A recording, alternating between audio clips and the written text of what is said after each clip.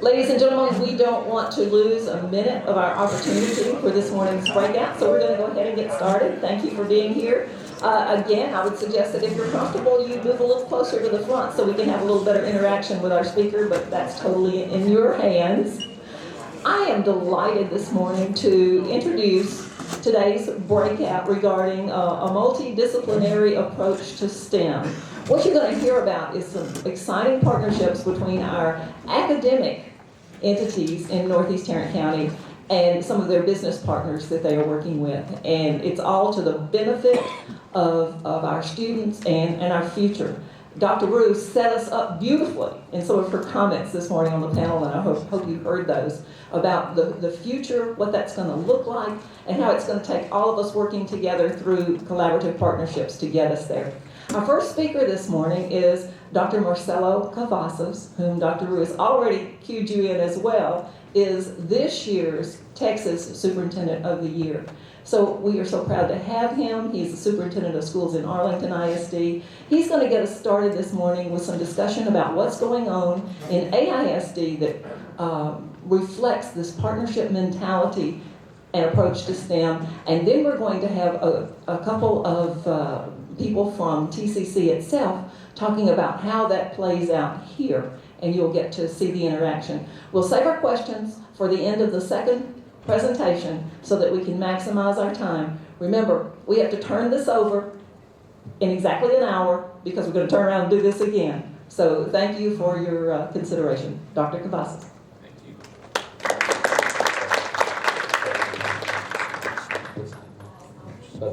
All right, perfect. So good morning.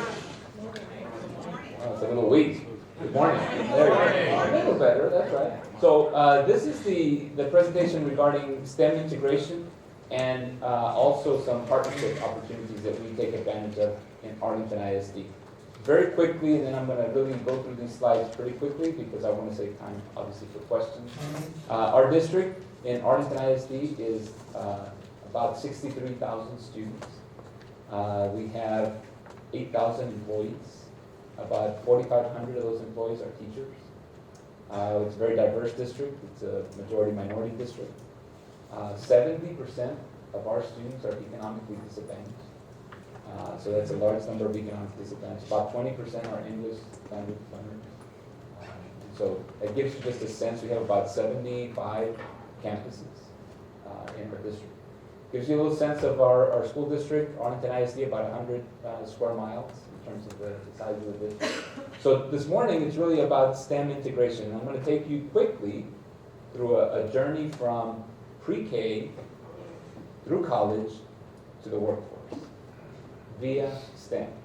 So this is just one kind of slice of our district. And it's purposeful in that way because that was kind of the topic. But I'll take you quickly through that journey and what we've developed in the ISD. So, at every elementary school, that's over 52 elementary schools in Arlington, every elementary school has 2 STEM labs. And that was purposeful in our last bond issue. That STEM was the focus not for one school or an academy, it's a focus for all our elementary schools. Because that's a way of learning through the STEM lab. Not something you do outside of a classroom or something you do outside of your normal curriculum. It should be part of your curriculum. So our bond issue, the most recent, funded 2 STEM labs, and they're at every elementary school. And I won't read all this to you because you can certainly read. There's already a question. Can I take a question or do you want to wait till the end? All right, so I'll take a brief question. What does STEM stand for? Thank you. STEM stands for science, technology, engineering, and math. Those 4 areas. So at every STEM lab, this is what we have. Standards have been developed by our committee, by outside industry partners, and I won't read all this, but you see that there's technology, there's plenty of counter space, outlets, appropriate staffing, that's really important also, training that goes with the 2 STEM labs. As you move on to junior high or middle school, every 8th grade student, and again, this is one slice of our district, but it's the STEM focus. Every 8th grader in our district takes a career technical higher education investigations course. CTHEI, because we have an acronym for everything in education. So we created our own. In fact, we created our own and we copyrighted this curriculum. Because this is a local decision in Arlington to create a course that's a required course for every 8th grade. And in this course, it's a year-long course. The students learn, every 8th grader has to take it. They learn about high school opportunities, college opportunities, dual credit opportunities, resume building, interviewing skills, character education. We have a partnership with the Dallas Cowboys and the NFL that has funded character education in this program and in this class. It's a year-long course. It was one of those non-negotiables in our strategic plan. If we want our students to be prepared for the future, we have to start early. And we're not going to wait for the state to say you should have an 8th grade course and all this kind of stuff. We're going to create our own. Every student in this course, which is 8th graders, they have a 6 weeks where they do online learning. It's a digital online learning curriculum for 6 weeks. So every student in Arlington, once they get out of junior high, will have an online learning experience to take into high school, college, and the workforce. And we're very intentional about that. And the first year we did this was kind of interesting because there was a lot of pushback, actually, from community and some parents. Community indicating this, and this is where the disconnect sometimes happens. I won't go too far on a soapbox. But the community's disconnect was in 8th grade. How are they going to decide what they want to be in 8th grade? And why are you so focused on their future in 8th grade? That is the time to be focused, for them to be thinking about their future. When we have 70% of our students that are economically disadvantaged, we can't leave that thinking about your future to chance. We have to be purposeful. And so we created this course, and every 8th grader takes it. It's an interesting course, a survey course that you also do career interest and things like that. I have an 8th grader, myself, and she brought home her interest survey and kind of her strengths and the things that, it asks you a bunch of questions and then it tells you these are the type of careers. And she was disappointed that it didn't say superintendent. And I wasn't disappointed. I said, move on, just go on to a different career. But anyway, so this is the course, CTHEI course. All right, here's a little bit more about what that course covers. I'm not going to read all this to you. Counselors come in from the high schools, from the junior highs. They come in to speak to the students. Other students come in to speak to them from high school. Every student in the 8th grade develops a career plan that is beyond high school, and it has to be signed off by 2 people. One, your teacher or your counselor, and then an outside advisor. And an outside advisor is your church member, uncle, older sibling that has already started a career, or volunteers that come into our school system. Volunteers sign up specifically to be the outside advisor for students in the 8th grade, so they can help them. And I often have meetings with the faith-based community and others, and they indicate to me, well, what can we do? What can we contribute? Well, you can contribute on being an outside advisor, and we're not necessarily looking for, an accountant to be the advisor or an educator or whatever. We're asking somebody who has some life experience that can talk about character, discipline, going to work on time, being prepared, things like that, good choices. So these are the things that our CTHEI course covers. And by the way, we sell it to other districts because we created the curriculum, and so other districts are purchasing our CTHEI curriculum. It's a local decision. So our board funded this course because it takes staffing, obviously it takes teachers to teach this class. And so the board has made that commitment because it's that important for our students to be prepared for high school and beyond. All right, so you've seen the elementary journey through STEM. You see CTHEI. Then we have a Career Technical Center opening in fall of 2017, which is less than a year away. And this Career Tech Center will be kind of a capstone opportunity for high school students. And they will be taking specialized courses at the Career Tech Center. Career Tech Center will be, students will be shuttled into that center. They won't withdraw from their high school. They'll be shuttled in there for specialized learning. Because we still have block scheduling, which is, I won't get too technical into this, but it's block scheduling means you have extended periods and it's more expensive with staffing. But we've made a commitment, our board's made a commitment to keep block scheduling. It works perfectly with this because students have 90-minute periods. And if they take 2 90-minute periods, it's about a half a day that you can spend at the Career Tech Center for specialized learning. So here's your progression, and that's coming in 2017. This is a slide that probably hits more on the topic of what we're actually in terms of partnerships and things like that. This is one example of a very robust partnership that we have with TCC. And so Tarrant County College and AISD have developed a partnership to do the following things at our Career Tech Center. So I'm going to go kind of through each one of those. These I will take a little bit more time to read through. At our Career Tech Center, well, let me talk about TCC first. We have TCC people in here, so I'll correct me, but nicely, if I make a mistake, okay? The chancellor's not here, so I can say anything I want, right? He'll be here next time probably. But TCC doesn't duplicate their programming, and I think I'm accurate on that. Generally, they don't duplicate their programming. So let me give you an example. Southeast and Arlington, the TCC campus has culinary arts. Nobody else has culinary arts. Is that right, Brian? That's right. Okay. Downtown Fort Worth has the health sciences, in essence. That's it. Nobody else has it. South has automotive. Nobody else has automotive tech in the TCC campuses, right? So they don't duplicate their program. That's their model. It works very well. We send our students sometimes to these campuses I just mentioned to take specialized learning because we don't have a Career Tech Center until August. We'll have one, right? So what we talked to TCC and we formalized and agreed upon was that we would be taking these courses that I just mentioned, examples, automotive, welding, culinary arts, health sciences, aviation, things that are not duplicated at their campuses, that we would bring those high interest programs to our Career Tech Center. And Arlington ISD students would have a local option to take full advantage of these high yield, high interest courses. And so we're going to offer technical dual credit at the Career Tech Center, which means that you're going to get your dual credit and a pathway to your associate's degree. 2+2 degree program, and these are kind of bureaucratic, but I'll keep it real simple. 2+2 means that when you finish 2 years of college, it should mean you finished 2 years of college and you should just need 2 more. And it shouldn't mean that you finish 2 and then you go somewhere else and you need 3 more or 3.5 more years. And it starts eating into what you invested in high school. Students obtain stackable credentials, very similar. The fourth bullet, share learning spaces to create course opportunities for TCC and AISD students. So we're going to open up our Career Tech Center and share that space with TCC.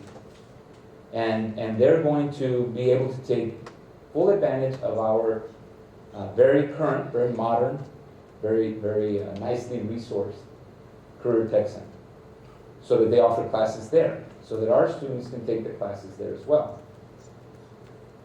The learning day includes evenings, weekends, and summer for technical dual credit.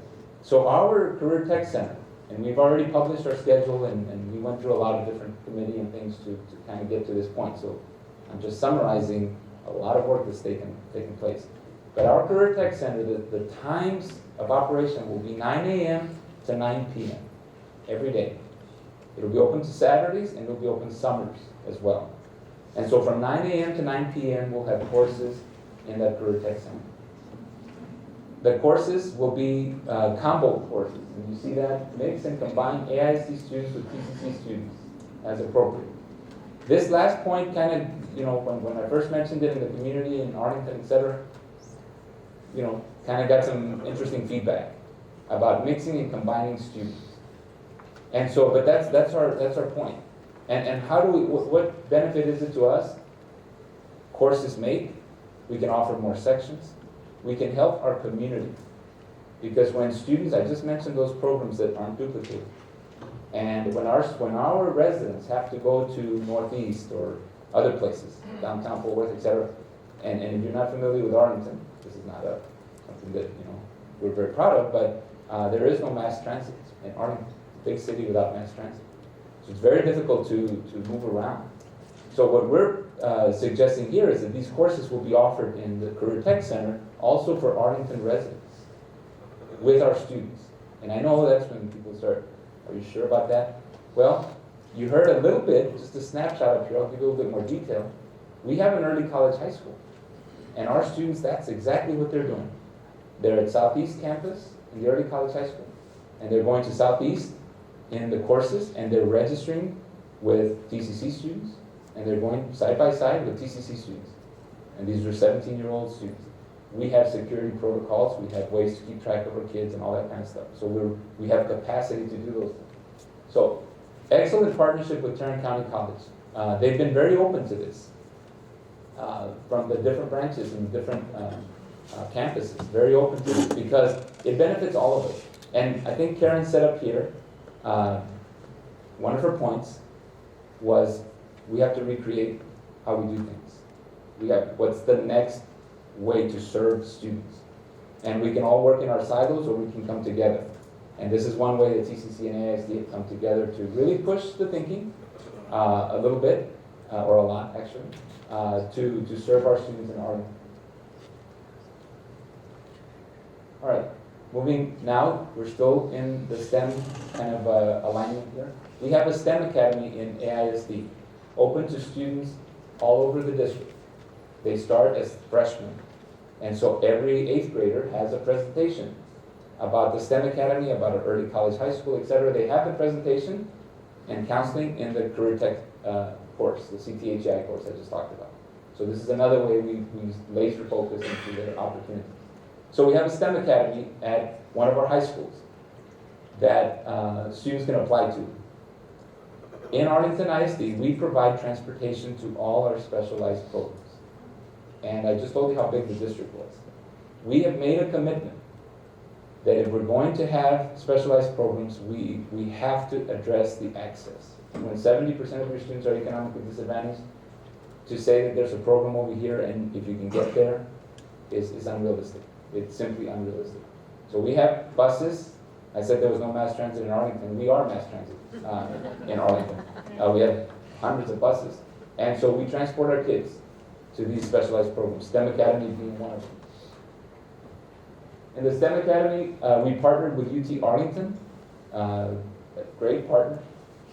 About 125 students a year are accepted to the STEM Academy, 8th graders becoming 9th graders. We are in our 2nd year, so we've got about 200 plus kids already in there. The STEM Academy has, as its unique offering, is the fact that the teachers in that academy collaborate to make sure that they are integrating STEM into all the learning. Not just you go over here for math and then you go over here for language arts or English. They're working together. And the kind of capstone, when they're juniors and seniors, they will be taking dual credit courses at UTA. And we all know, I think most of us know about dual credit. And it's a wonderful program. Students take high school courses and a college course, and they get both credits. That's why it's called dual credit. But most colleges and universities, in general, Texas is really big on this too. It's not a good thing necessarily, but they don't offer the dual credit in the hard sciences or in the STEM. Calculus, biology, anatomy and physiology from the university level usually is not something that is offered from the university. And why? Because they think that the students have to take it with them and at their school, and it's these courses that's supposed to filter students out and all this kind of stuff. It's your defining course at the university. What we've said is that our students can make it. Let's work together and let's offer these STEM courses: geology, biology, anatomy and physiology, engineering, which by the way UTA is very proud of their engineering department. They should be. So it's very difficult for them to say that they're going to move their engineering courses to high school. It's hard for them to even say it. But we've worked well together and we've collaborated with their professors, their faculty, and the president and myself to make sure that those courses are offered at the high school. So these STEM Academy students are going to be able to take dual credit from TCC in the liberal arts, which we have plenty of those, sociology, psychology, government, economics, and all that through TCC. We've done that for many years. And they're going to take the sciences, the math, the STEM through UTA, so they can get a leg up. All right, so you're seeing the progression, and so this is the STEM Academy target. We're already in high school, so we're kind of at the end here. Some more things that STEM Academy students will have in terms of being able to take advantage of.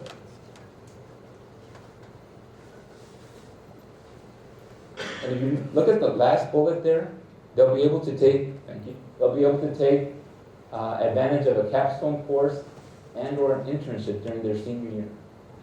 We have committed, and it's a big commitment, but we have great Chamber of Commerce, great partners in Arlington.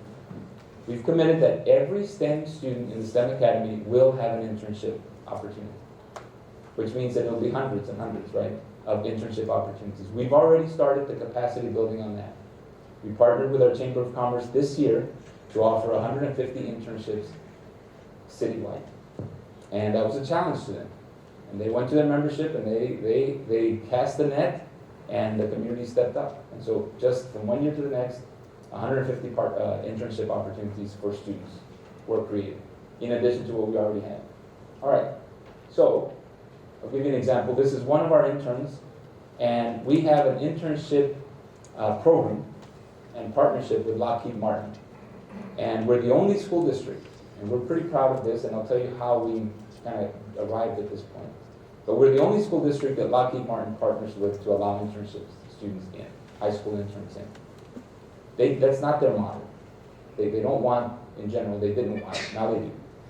They didn't want high school students interning at Lockheed. I mean, it's just that was not territory that they had. Certainly not for a long time. You can come for a visit, you can come for, but this is not something you show up every day. We kept working that opportunity, and by showing success that students had, and we started with 4, I think, interns, and then the next year 10. And these are interns who spend a good amount of time at Lockheed Martin. We're up to 25 students this year, and we're breaking that myth that our students can't do it. This one, and they love the kids. They love the kids because the kids bring the energy, the capacity, the talent to Lockheed Martin. So much so that they're keeping them employed in the summer, and they're helping them get to college, and they're offering them jobs. And they're building their own pipeline. One example, we have architects in town, etc., that have internship opportunities so that students can get motivated, but also so you can affect the workforce, and you can affect your own pipeline. So great opportunity.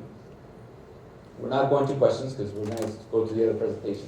But I have 2 more minutes, maybe? 1? All right, 2. So this is just, again, one slice of opportunity for AISD students that take you all the way through an internship program.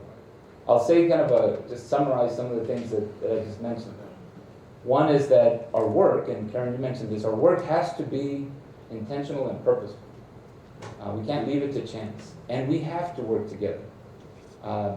If we don't work together, somebody will not exist very long. And I'm being kind of transparent about that. Public school systems are going to erode. Community college, higher ed. If we don't work together and capitalize on each other's strengths, then it just weakens the institutions, I think, which then doesn't provide the opportunity for students. So we've been very intentional with UTA, TCC, Lockheed Martin, General Motors, etc. Six Flags, I know it sounds like fun, but it actually is technical work that happens there.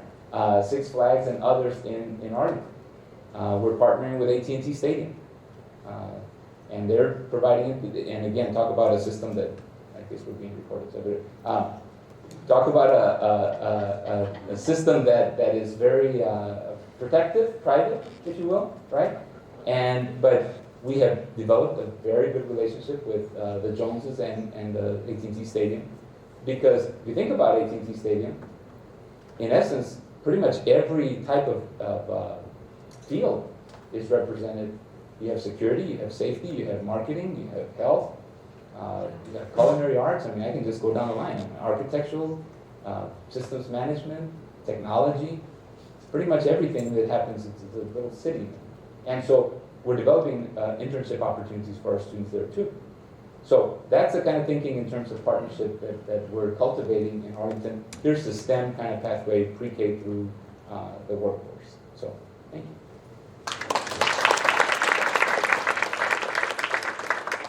What a great story about a school district being agile and addressing customer service and being future-oriented. We're going to switch gears a little bit now, and we're going to have Dr. Robert Edmonds from TCC come and speak with us about what's happening here along the lines of STEM preparedness.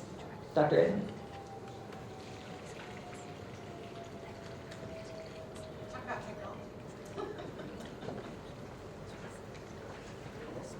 Hello. One second while I bring up the presentation. Well, good morning all. Certainly to the conference attendees and my distinguished guests, and certainly my colleagues and all the other members of the TCC community. Just give me a second. Glasses.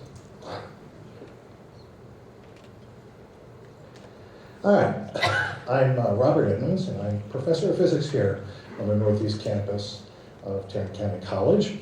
And before I go on, I want to acknowledge the work that has been done on this effort by a core team of outstanding professionals and faculty here. We're going to hear from one or two of those a little bit later on. But I'd like to recognize Dr. William Kucera, professor of chemistry, Dr. Kenneth, also professor of chemistry, Dr. Caroline Hamilton, professor of biology, and Jenny Smith, professor also of biology. This is an effort that started a little over 3 years ago. It was something I proposed to Dr. Larry Darledge while he was still the president here. And fortunately, as we moved on, it had some stops and starts. But eventually, when Dr. Gogan came on board, he gave the dispensation for us to move on and create this team. And I'm pleased to say that this effort has been adopted by the district back in the early spring of this year. What I want to talk about today is not all the supportive statistics and the technical diagrams and all the machinations that went into this, but talk about the motivation, talk about the foundation of this program, and talk about a few summary statistics before I pass this off. It's like in a different incarnation of my career. I used to pass by the National Archives every day. And on one of the pedestals there, and some of you may know this, is the inscription, "What is past is prologue." And fortunately or unfortunately, I was born a little bit north of the middle of the 20th century. And in that first 50 years of the 20th century, we see a revolution in science. And it begins in 1921, when a diminutive German scientist by the name of Albert Einstein comes to America. At that time, he becomes perhaps the greatest scientist celebrity in history, probably never to be matched. And he was such an inspiration when he arrived at the docks in New York. There were thousands upon thousands of individuals, and especially children, that came to see Dr. Einstein. When I was in grad school, I had the privilege of working with Dr. Walter L. Sasser. Dr. L. Sasser was a colleague of Einstein. He was my advisor and mentor for the 4 years I was earning my doctorate. And Walter would tell me a number of stories about working with Dr. Einstein, including one where he was invited to his house to discuss the fundamental forces of nature. This was a problem Einstein was trying to solve in the 1940s. And as was typical of Einstein, they sat on their front porch of his house and discussed these mysteries and forces of the universe. And Walter tells me that you could hear an ice cream truck come down the street. And soon following that, the neighborhood kids would be running towards the ice cream truck and running towards Einstein's house while they're sitting on the porch, yelling, "Dr. Einstein, Dr. Einstein." And Einstein bought all the kids ice cream. And if you can picture this, of Einstein and another esteemed scientist sitting on a front porch on a nice summer afternoon with a bunch of kids eating ice cream. They're talking about the mysteries of the universe. The kids are just having a blast. But here's what he told me. He knew every one of those children knew the most famous equation in physics, E equals mc squared, where at the time, you had to be a fairly sophisticated scientist to understand. But that really tells you something about the inspirational nature of this man. Now, that kicked off the golden age of science, which brings us after World War II into the 1950s and the baby boomers. And we go into the 1960s as these baby boomers grow up and enter college, and there's two significant tipping points that happen during that period. One is the Apollo program, and the Mercury and the Apollo program. We got to see this. I'm a young student at that time in middle school, and I'm just terrifically inspired by this. And just the imagination of going into space was really terrific. And at the same time was the hippie movement.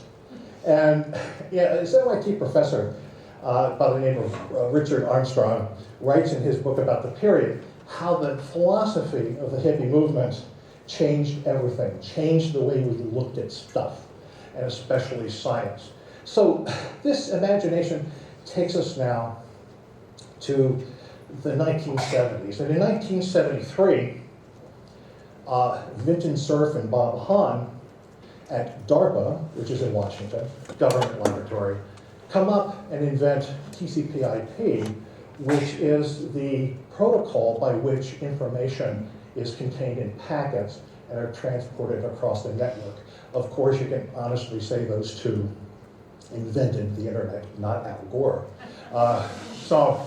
And it's interesting, at the time, I was working at another government laboratory right next to Cerf and Hahn.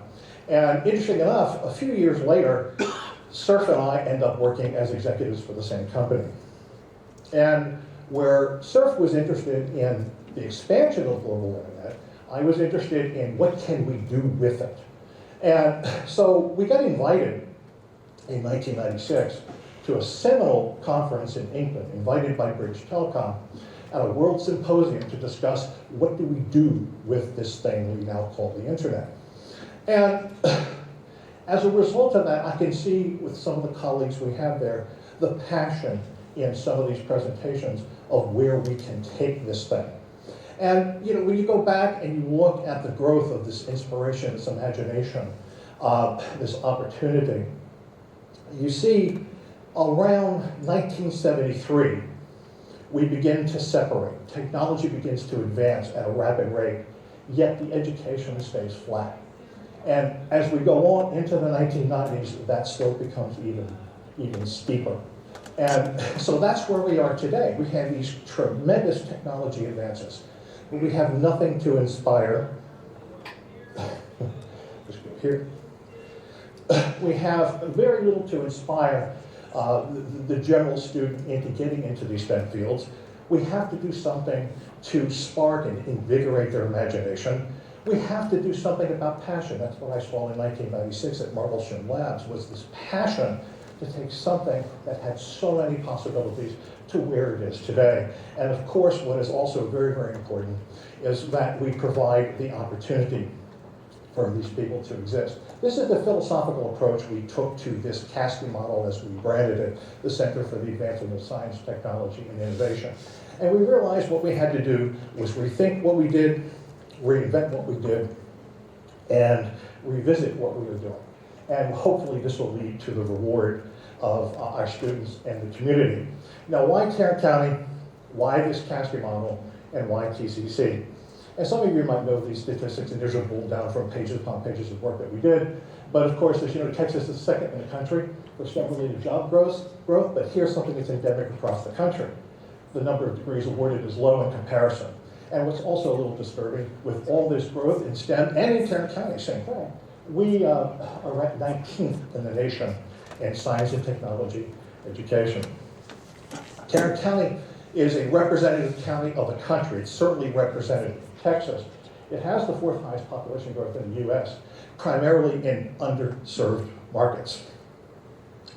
And I think this was mentioned during the panel discussion, but I've seen growth rates projected as high as 25%. So you can see where the opportunity is here. We have to think about that inspiration and that imagination. And of course, why did we do this? Because I saw at this college a tremendous professionalism and dedication to their field. We have such outstanding faculty here at Northeastern and across the district who are just waiting and chomping at the bits, especially in science, to do something different, to address the needs of their community, to address the needs of the workforce, to address the needs of the whole and the country at large. So, the foundations by which we built CASTI can be summarized like this. We recognize the interconnection between pre-college, college, and the workforce, post-college. And it starts, as was mentioned earlier, with that middle school student. Research shows that by the time a student reaches middle school, the interest in STEM-related fields wanes. And so this was important to the casting model, that we address these pre-college and connect it, integrate it into the secondary, professional, and workforce needs. Of course, it's important for all of us to have challenging and competitive content curriculum, not based, and I've seen this before, and you see this at so many colleges, and so not based on our standards that we want, but based on national and state standards. This affords the best possibility and opportunity for students to succeed in STEM-related fields. An environment that is project-based, collaborative, inquiry-based, interactive. We found out back when I was working in, we used to call it remote education back in the mid-90s. Now it's called distance learning, and it's ubiquitous. Telemedicine was another opportunity we took a look at. And what we found is that education cannot be a one-way street. It has to be interactive. And so clearly that was a strong component in designing programs that we do. Certainly we gotta know where we're going. We know where we've been, we know what we have to do. Where are we going to end up? And recognition, this is so important. I've been a lifelong Boy Scout, and part of the key to the success of that program was the fact that recognition is given. And it's important that we think about that recognition. We think in the environment of that recognition. Where is it important and where can the student take it? And it has to be portable. It has to be transferable. Because if we keep it in-house, we become endemic. And it needs to be, anemic, I should say. And it needs to be something that is portable and transferable, rather than just the course. A sustained commitment, not just with our partners in ISD, but our university partners, our business, and our corporation partners, as well as the support of the college and the faculty. And of course, all of this, as we'll see, is based on a pillar of community outreach and support. I think you'll hear this from the keynote speaker of how important it is to understand the interconnectivity of our community, whether it be through the individual, whether it be through the group, whether it be through the student, or whether it be through the business environment. And also what is very important, and I was so happy to hear this earlier, is that we have to understand the connection, the link between science courses and non-science disciplines that would be of benefit to this community environment. If you look back in history, even in the late 1700s, one of the most popular works of Isaac Newton was his work in optics, believe it or not. And he was very proud of that work. I don't know if you know, but his work in optics led to the Impressionistic painting movement because light was broken up into its spectral components. And so we had an entire art movement based on science. Einstein, in developing the general theory of relativity, had a tremendous love for playing the violin after he heard Mozart. And he credited that, among some other things, with being able to have the focus to develop that remarkable theory. And before I get into the features of the model, I did want to say this, is that STEM is about the what and how, but the humanities and the social sciences are the why. It's to develop that skills to communicate. So we're very happy to hear how in Arlington this is integrated together. Because true education begins with a collaboration of all those fields. The research has shown that STEM initiatives alone will fail unless you are in partnership with the humanities. These are, and I'm so pleased to have this, in the 3 years we were thinking about this and putting it together, and along with all the stops and starts, we had committed faculty work on this project from these different disciplines: physical sciences, math, computer science, English, education, communication, music, art, business. I could add law into that. So there is a place in all these fields for STEM-related programs. So here's the model summary. Here's what we came down to that was adopted by the district. Number one, it is a tiered program. 3 tiers, 1 tier for pre-college, 1 for college, and 1 for the professional or post-college workforce. And you can see educational, enterprise, and workforce market segments. The foundational programs that we have developed or will be developing or are structured to be developed are based on a multidisciplinary approach and state standards and national standards and trends. It is structured for growth and stability. The one thing you do when you design a project is not to put boundaries on it, is to understand that this is something that you can grow, and it's nothing that should have these constraints. So when we developed this, we had to think, where can it go? And not many people can understand where it can go, but at least you understand that it will grow, and it needs to be stable. And this is so important. Again, as I heard earlier, this is based on strong community. This entire CASB model is built on this pillar of working with the community, whether it be the individual, the academic, and the workforce. In a model like this, in a modular model where we have these three distinct tiers, and one thing I didn't say up here is that this is two-way. These are not silos. These are integrated efforts, and it works two ways, as you'll see with one of the great successes we had with the program. So it doesn't necessarily, these are not silos, I want to make that point. And by doing that, it helps us understand this particular model, the way it's structured, how easy it is to understand how successful it is, or where we need to improve it along the line as it begins to grow and scale. This was important to me. It's one thing to have a program, it's another thing to make it money. And we see CASB as a way of, as funding becomes less and less from the state of Texas and from the government, it is important that we consider in our STEM initiative that somewhere along the line we can make money at it. Okay? And whether it's self-sustaining, that's a nice goal, and maybe we can get there.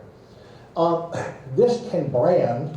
We've been, and myself and the core members have been around the country, a number of conferences, to see what is being done on a STEM initiative. And there are a lot of silos. There are a lot of individual approaches. One as comprehensive and integrated as this is something we haven't really seen too much. It's done sometimes on a small level, but not this robust. And we believe that this can brand TCC as a leader in STEM. Oh, yes. No problem. Real quick. Signature identity. And one thing about this, I heard from some of the old timers, I'm an old timer, but not an old timer here. And I heard from some of the folks that have been here 25, 30 years, this may be one of the first completely faculty-driven projects that we have here. And it's transformational. This is paying homage to our speaker, because it does change things. It changes things for the student, it changes things for the community, and it changes things for the workforce. It provides opportunity, and it closes that gap between these rapid advances in technology and where we stand in education. Now, the most important thing about this, building a strategy, building a framework, doesn't work. Now, we found out through little financial support, certainly cheerleading, that we can succeed. We tried. We tried for our pre-college, our college, and our professional workforce. And one of the great successes that we've had with very little support has been on the professional workforce end. And what I want to bring up Dr. William Kucera, who can give you an idea of how the CASB model works on the professional end, and how it looks back into the other two tiers. So right now I'd like to introduce Dr. William Kucera, Professor of Chemistry here at Northeast.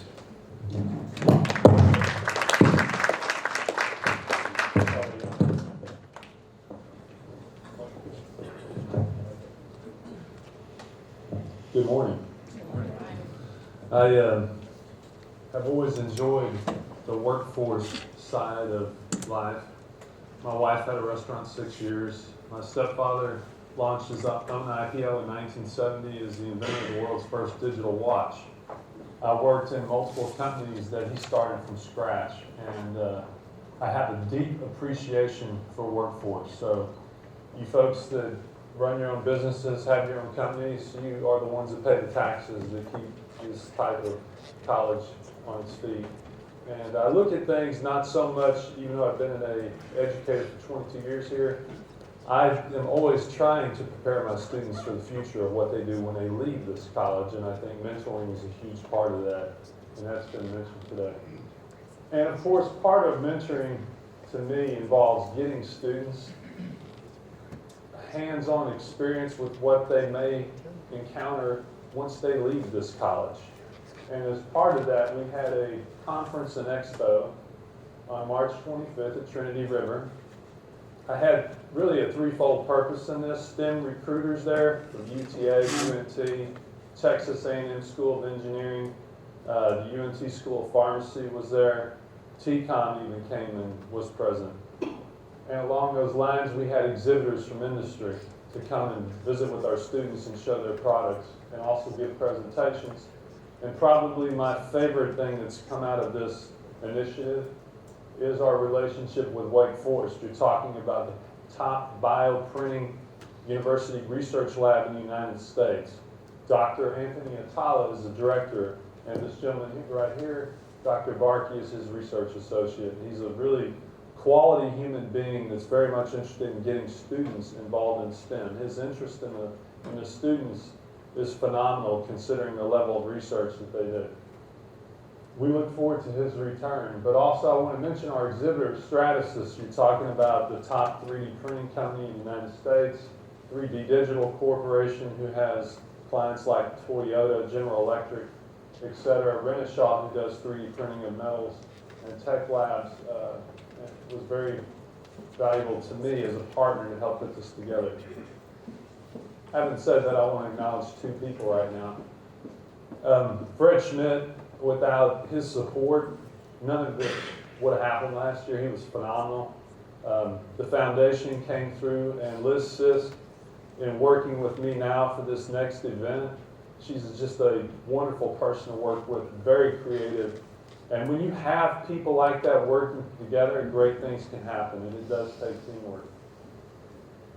But in 2017, if you would mark the date on this, I'm sure you enjoy this, we want to have a morning session that focuses also on college veterans. This is a topic that hits close to me because I have a friend who's like a brother to me who's headed off to actually go to Iraq, to Mosul, here shortly. And David Salih is in the office next to me, and he's the head of Veteran Affairs on this campus, and he does phenomenal work for this college. In fact, if you've been to the Liberty House in downtown Fort Worth, you know some of the opportunities we have to support that type of work.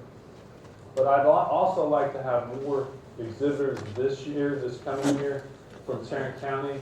Small companies is something that I feel close to in this sense, so I would welcome any new exhibitors who would like to be involved in this event. And Dr. Barkey is going to facilitate a special session on tissue engineering and medical careers for our students from TABS, Northeast Early College High School, and also select students from Northeast Campus.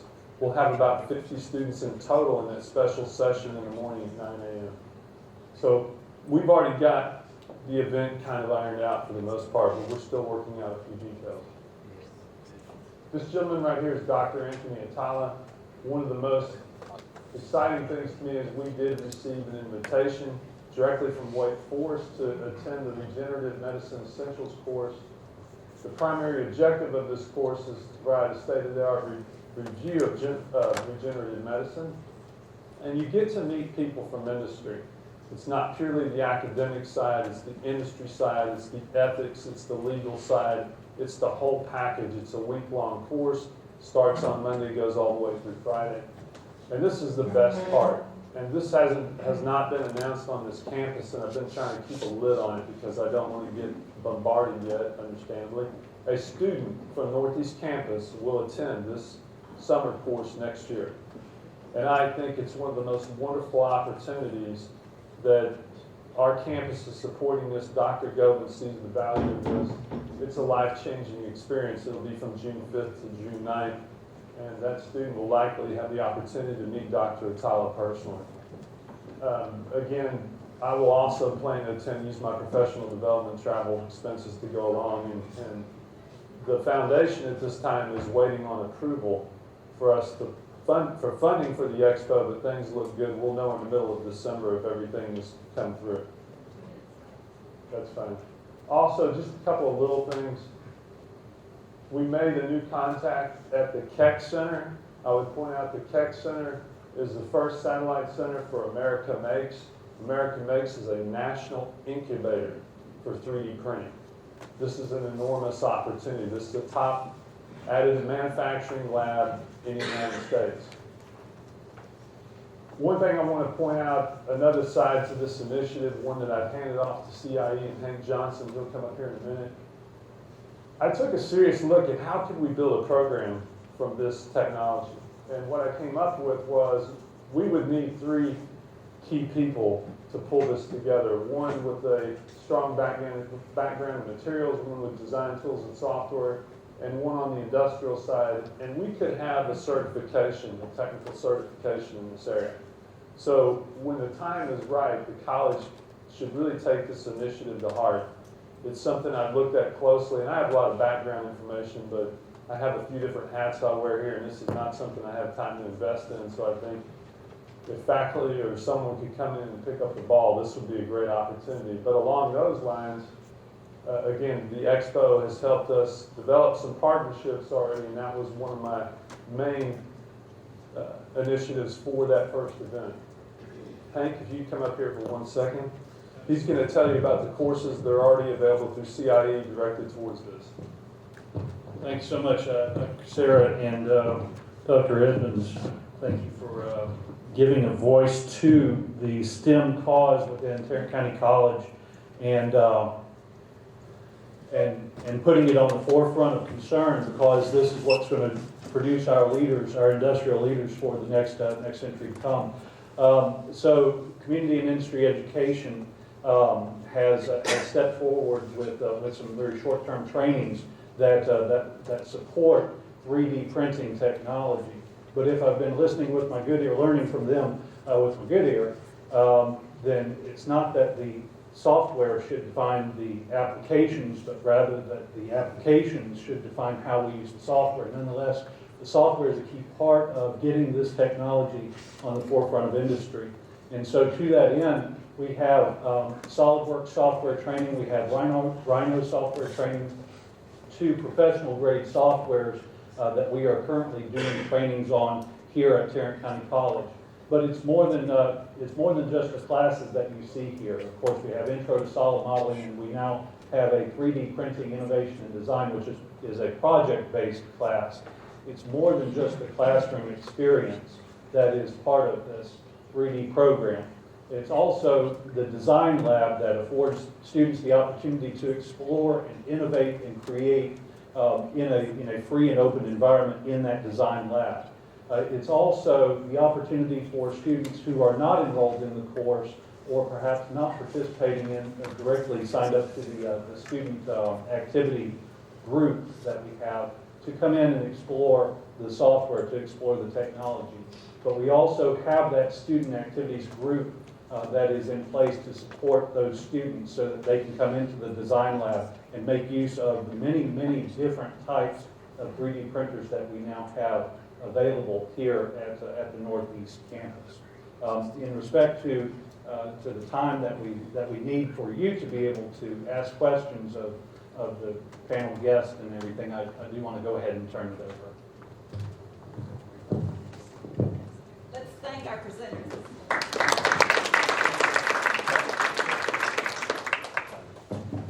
Wow. What incredible use of partnerships. What questions do you have for these gentlemen? Can I get you gentlemen to kind of come toward the front so you can receive these questions? Respond. Oh, come on. You haven't heard any, Mr. Stone? Yeah, I have one question. I'm part of a collaborative on raising a Fort Worth and dealing with the decline of education over the years. One of the things that I was concerned about from Northeast Tarrant County, having served not only on school board but as a mayor, is if we don't address this issue, we may decline the same way in the future, and that is the involvement of the parents in the education process. I've heard a lot about facilities, I've heard a lot about training, I've heard a lot about instructions and administration, but I haven't heard anything about how do we collaboratively involve the community in the way of parents in the education process. Because I've always felt that education is a three-legged stool: education, administrators, good teachers, and parent involvement. So I was interested in the Fort Worth ISD that has 70% economically disadvantaged students. That's the same basic mix of demographics that we've seen in some other areas. We've seen our demographics change. So if we don't address the change in demographics and the lack of involvement of parents, we look at the possibility of declining education quality in the future. Yeah, it's a good point. So the parent engagement is critical, and we know that.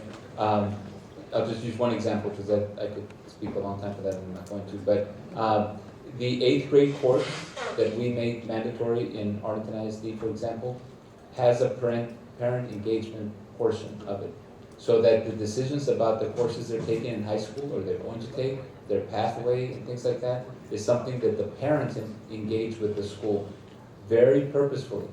And so they have to be involved in those decisions through signing off of the plans and things like that, counseling with the teachers, and attending the meetings. The parent engagement is critical, but I would also say that when there isn't, in certain situations, parent engagement, the tools have to be given directly to the students. And that's the other part of what we do in that 8th grade course. This information goes directly to the students and then goes directly to the parents. We're very intentional about that. Not every student's going to have an engaged parent all the time. And so many times we have to pick up that responsibility to make sure they have the information through mentoring, guidance counselors. We've added guidance counselors in the high school to reduce the student ratio to counselors, because it takes everyone connected, including the parents. 8th grade course is one example. Thank you. Hello. On the CASB model, one of the things that we considered were the underserved markets. And again, this is just a framework for how we approach it, but it's important to understand the CASB model is a support initiative. It is not just academics.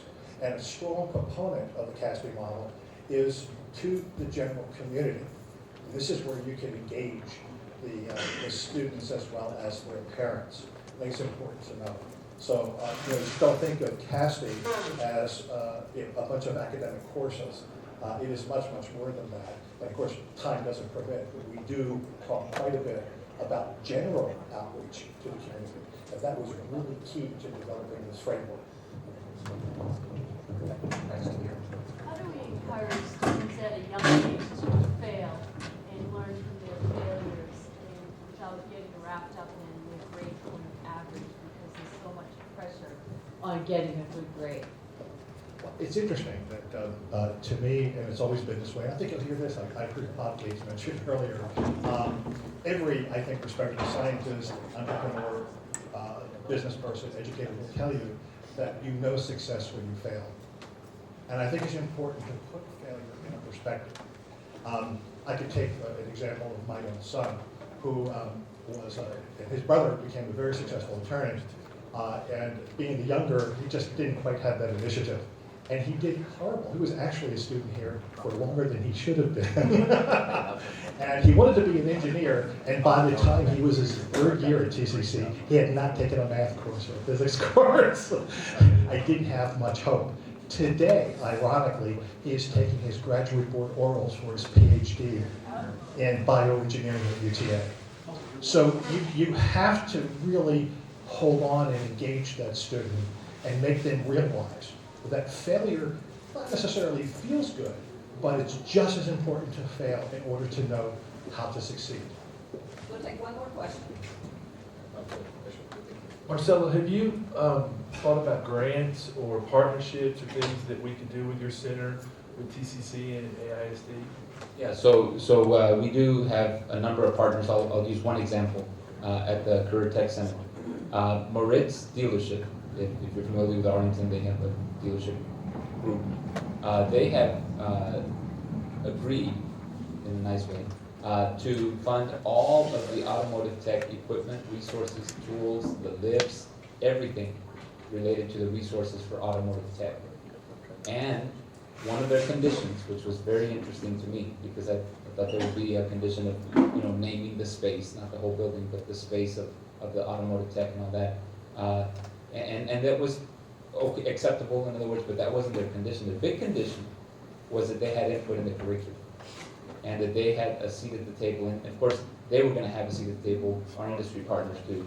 but they want to stay involved. They don't just want to give the money and buy all the resources. They want to actually affect the curriculum and the outcome, the pipeline, if you will. That's one opportunity that just is an example of partnership. Yes, there are a lot of grant opportunities, obviously, and local business partnerships as well. Thank you. This is a subject that's rich for conversation, and I wish we had another couple of hours to continue. If you're intrigued by this idea, HEB ISD is hosting a education business forum on November 16th. If you're interested in registering for that or getting more information, call the HEB ISD office, and we'll help you get registered and help you get started in that process. Thank you for being here this morning. Let's thank our presenters one more time. And we'll let you move to your next breakout. Thank you so much.